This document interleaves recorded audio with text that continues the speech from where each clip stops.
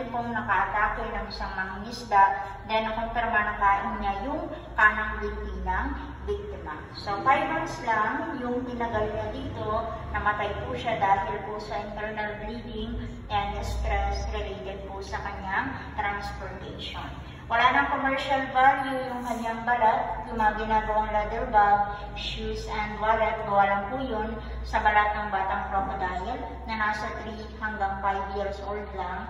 Si Ricky po estimated nasa 60 years old na, matigas na po yung balat, hindi nakakayanin pa na i-process po ng machine.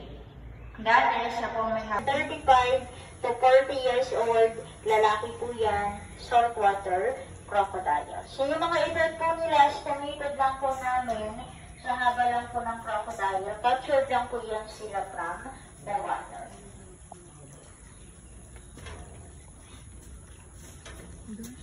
So dito naman po sa pangatlong pen, siya naman po yung pinaka from Cotabato City. Estimated po nasa 70 to 80 years old, lalaki po yan siya, saltwater crocodile. So yung mga adult, kaya po nila mag-stay underwater up to 2 hours. Yung mga batang crocodile naman, up to